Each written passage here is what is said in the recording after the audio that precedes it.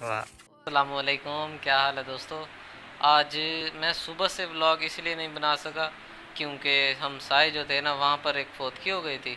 तो वहाँ पर फिर मैं उधर ही चला गया था, उधर बैठे रह गया। उधर जनाजा पड़ा, तो जनाजा पढ़ के फिर हम उधर उसको दफना के फिर अब आया हूँ।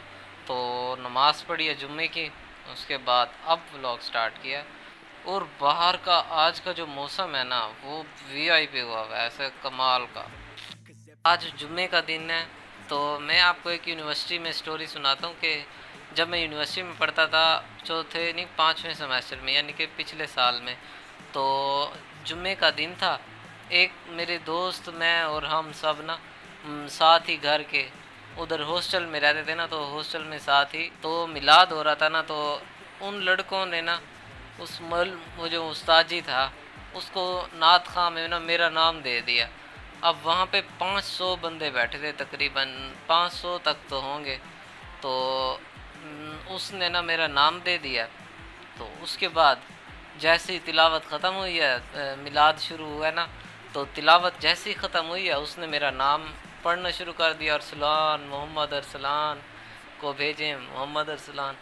अच्छा जी, मैं हम जो बैठे तो आगे पहली पहली लाइन में बैठे थे कि अच्छी तरह सुनेंगे और आ जाएंगे। तो उसने वो जो नाम बुलाने वाला होता है, जो ठहरा होता है उसका नाम पता नहीं क्या होता है, जो तकरीर कर रहा होता है, उसको उसने मेरा नाम दिया हुआ था। तो जैसे ही तिलावत ख़त्म हुई ना, तो उसने मेरा नाम ले लिया। और मेरे साथ जितने भी लड़के थे उसने मतलब कहा खड़ा हो जा, धक्के दिए। कि मैंने कहा मैं नात नहीं पढ़ता। बस मैंने अपने दोस्तों को ये कहा हुआ था कि मुझे ना नात पढ़ने का बहुत शौक़ है। तो उन्होंने उसमें उस दिन मुझे फिर नात पढ़ने का मौका दिया। लेकिन असल में बात ये होती है कि हमारा तजर्बा नहीं होता। जो जो किसी स्टेज पे ठहरे होते हैं वो कोई पहली दफ़ा थोड़ी ना नहीं ठहरे होते ना। वो स्टेज पे तकरीबन अपनी ज़िंदगी गुजार के मतलब तजर्बे के साथ ठहरे होते हैं और फुल कॉन्फिडेंस से बात कर रहे होते हैं। तो फिर उसके बाद तो वो नात पढ़ी ना मैंने, आप यकीन करें अगले 3 दिन बाद, कोई जुम्मा नहीं था उस दिन, मंगल या बुध थी। तो हम एक काम गए हुए थे इलेक्ट्रिशियन का, तो वहाँ पर मिलाद हो रहा था। मैंने अपने फिर दोस्त को कहा, मैंने कहा आज इधर एक दफ़ा दोबारा नात पढ़ा दे, तू उसको कह जाके क्या नात पढ़ने आए हैं हम, तो देखते हैं पढ़ने देता या नहीं। तो उसने नहीं पढ़ने दी थी। उसने कहा था ये जो जो नात खां आए बैठे हैं ना, बहुत दूर से आए बैठे हैं और बहुत बड़े मिलाद हो रहा है यहाँ पे। तो और अगर नात पढ़नी भी है तो जब सारे मिलाद ख़त्म हो जाए तब आते। दरमियान मिलाद के दरमियान में असल में हम चले गए थे ना, इसलिए भी शायद उन्होंने नहीं पढ़ने दी। तो उससे ये था कि कॉन्फिडेंस बढ़ा दिया था। तो उससे ये था कि मेरे दोस्तों ने ना मेरा कॉन्फिडेंस नात खां में भी बढ़ा दिया था, और उसके बाद प्रेजेंटेशन में भी मेरे दोस्तों ने मेरी हेल्प की थी। तो जिसकी वजह से मैंने प्रेजेंटेशंस देता था यूनिवर्सिटी में।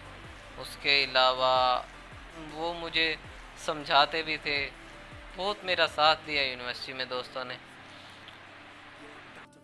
एक दिन ना हो यूनिवर्सिटी से आ रहा था हमारी, क्योंकि इवनिंग क्लासें होती थी, मैं रात को आ रहा था, तकरीबन 8 बजे हमारी छुट्टी हुई थी। तो 2 घंटे 1.5 घंटे में मैं आता था आराम आराम से। तो एक दिन मैं आ रहा था तकरीबन 10 साढ़े 10 बजे तक रात को। तो इधर घर वाले भी सारे परेशान थे। बाइक पे जो था मैं, बाइक के 100 मसले हो सकते थे, पेट्रोल ख़त्म, पेट्रोल तो नहीं, पंचर हो सकती थी, और भी कुछ हो सकता था, चैन टूट सकती थी। तो वो इधर घर वाले परेशान थे। उधर से मैं लेट आया था, निकला था यूनिवर्सिटी से। तो मैं अपने इधर चनाब वाली साइड से जैसे ही गुजरा हूँ ना, इधर लाइट तो थी नहीं। तो जैसे ही मैं गुजरा हूँ तो मुझे ना पीछे से आवाज़ आई है, ज़ोर से, बहुत ज़ोर से, कि अरसलान इधर आओ, मुझे लेते जाओ। हम फिर उस दिन फिर मैंने सोचा, जैसे मैं जहाँ से गुज़र रहा था तो मैंने देखा बंदा तो नहीं था, कोई भी नहीं था रोड पे, लेकिन पीछे से आवाज़ कैसे आ सकती है। तो फिर उस दिन के बाद मुझे तो उस वक्त मुझे फिर इतना डर लगा है, तो मैंने तकरीबन 100 या 110 की स्पीड से ना जल्दी से घर आया हूँ, और घर बताया किसी को नहीं था। तो अगर मैं बता देता तो फिर वो कहते कि तू शाम को आ ही ना, इधर हॉस्टल रहना शुरू कर दे। मैं और हमारे दोस्त बैठे हुए थे, तो उनमें से एक लड़का गया, तो यूनिवर्सिटी में ना कहते कि ना मैं आ रहा हूँ अभी। तो लड़कों ने कहा ठीक है।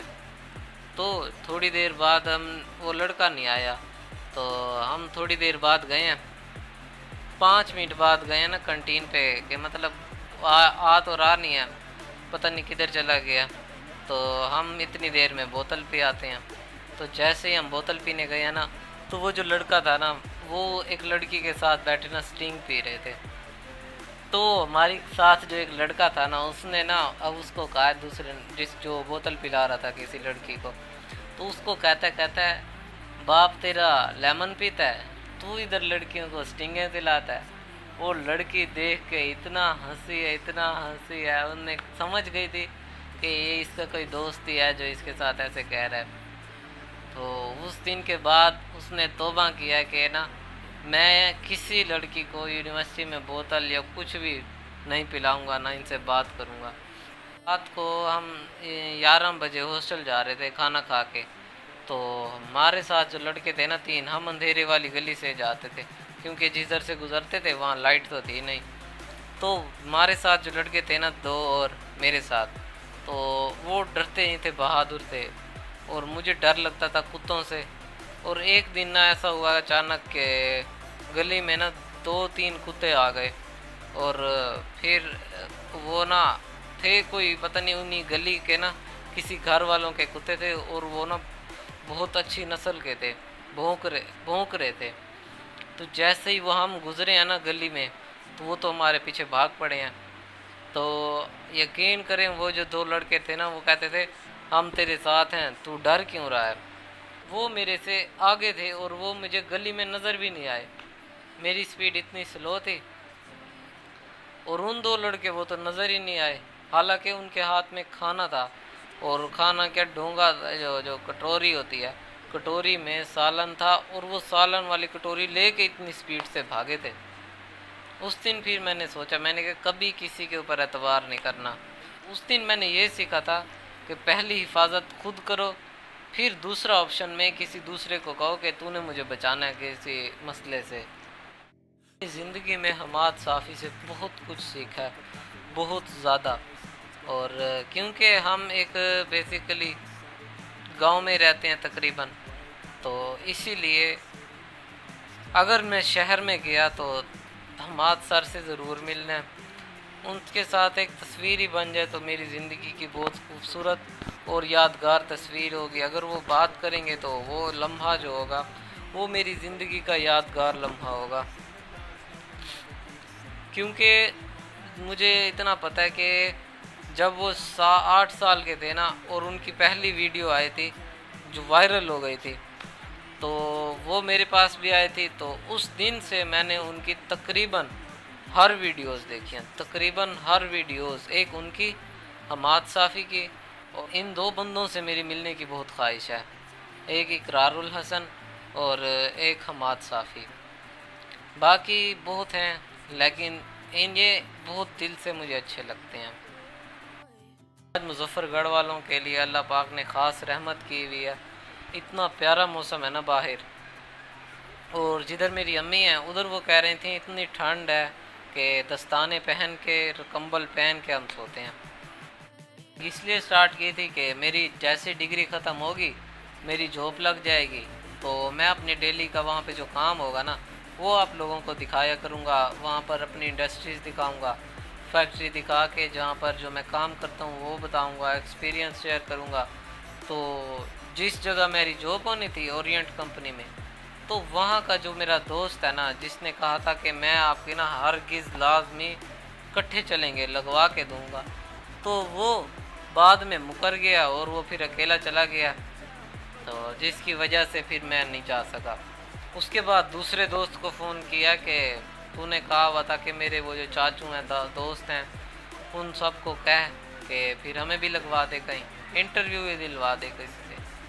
तो वो कहता है कि मेरी खुद नहीं लग रही, मैं तुझे क्या दिखलवा दूँ। तो मेरी आपसे एडवाइस ये है कि पहले खुद कोशिश करें, पहले खुद कोशिश करें, उसके बाद ही आप दूसरों को कहें कि हमारे इंटरव्यू लगवा दो, सिफारिश लगवा दो, रेफरेंस ढूंढ दो। मेरे भाई की मुझे बहुत अच्छी एक बात लगी है कि वो कहता है मैं अगर तेरी नौकरी लगवाना चाहूँ ना, 18वां स्केल है, तो मैं 5 मिनट फ़ोन करूँगा, 5 मिनट में तेरी जिधर कहेगा उधर नौकरी लगवा दूँगा। इंसान जो है ना वो ज़िम्मेदार हो कि मैं खुद करूँगा, इसलिए वो कहता है कि ना तू खुद कोशिश कर ले।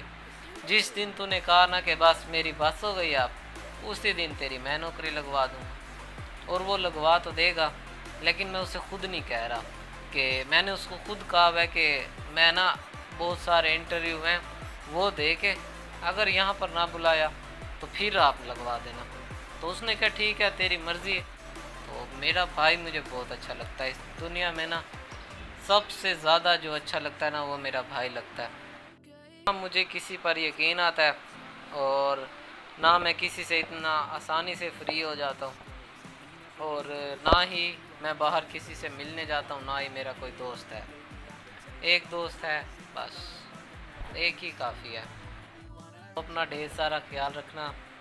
इस वीडियो को लाइक करना, शेयर करना, सब्सक्राइब करना और कमेंट्स में बताना कि मेरी बातें आपको कैसे लगा। Bye bye. I know you told your friend you're not okay, and tell me what's wrong and why you never said you felt that way. Guess you're trying to stay strong and fake a smile until I look away. But I've known you too long, it hurts to watch your blue eyes fade to gray as you fade away, as you fade away. Yeah, I'm about to fade away, cause every time I wake up I feel like it's Monday. Something's going wrong with all the chemicals up in my brain. All of a sudden I don't look at anything the same way. Got a build up of my thoughts sitting in an ashtray. I'm sorry that I'm so inconvenient, okay. Just let me be me and I'll stay out of your way. I can see the way you look at me, I'm such a disgrace. I never really asked to be brought into this place. You wanna love me? Well then baby I have a taste. All the highs and the lows, no you'll never be the same. I don't really wanna hurt you but I can't control the pain. If you're sticking by my side, maybe we could be okay. Okay, maybe you could be the change I need today. I promise that I've never felt this way. I really hope that you will choose to stay.